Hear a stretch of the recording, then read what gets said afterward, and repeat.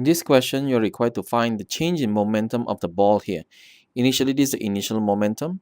This is the final momentum. However, this is at an angle, right? You need to resolve this to horizontal and vertical. Horizontally, the momentum is 1.2 sine 30, right? This is 30. This also 30, okay? So you need to resolve this to this angle. You must open up this 30 degree. So this become 1.2 sine 30 degree. This is the direction. What about this? Okay, look here. This one also can resolve to this direction and this direction, right? This is 30. This also must be 30, okay?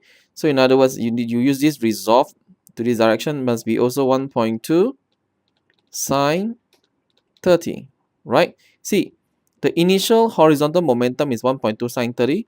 The final momentum also 1.2 sine 30, the horizontal momentum, okay? So horizontally, there's no change of momentum, okay? Now let's look at vertical. Vertical, obviously, there's change of momentum.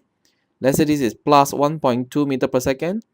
When it go down, okay, so sorry, this is 1.2. So the cosine is 1.2 cosine 30, right? So, okay, let me write properly. 1.2 cosine 30 is the vertical momentum initially. This momentum initial vertical direction, okay? Similarly, this is also 1.2 cosine 30, but this is minus, okay? Because this is the pointing downwards.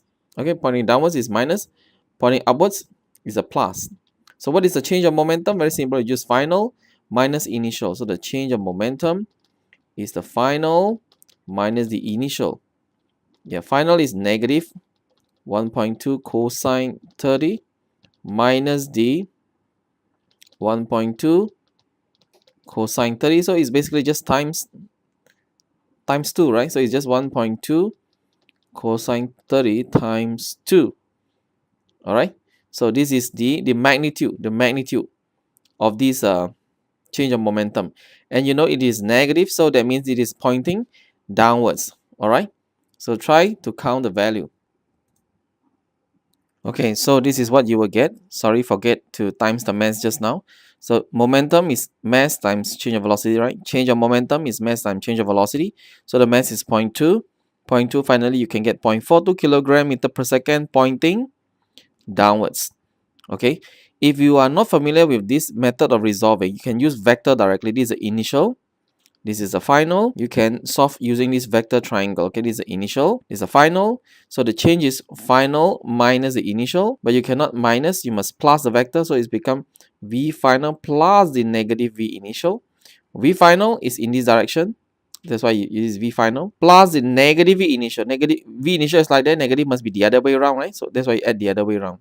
Just add these two. So these two add up together, you can form the vector triangle. Okay, this is more complicated, but if you are familiar with this, this is very good. So you just draw this vector triangle. It's vertically downwards. Okay, it doesn't seem vertically, but actually this is vertically downwards. Okay, so you use the cosine rule. 120. This one is c squared equal to a squared plus b squared minus 2ab cosine 120, right?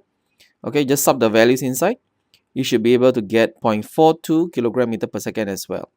Okay, if I were you, I would use this method directly. Just resolve these two easily. Just resolve vertical and horizontal, then combine them later on using Pythagoras theorem. In this case, there is no need to bother the horizontal because the change of velocity is 0. So you just bother the vertical. However, if the change of velocity is not 0, you need to solve the horizontal component first, then solve the vertical component later on, then combine the two using Pythagoras theorem.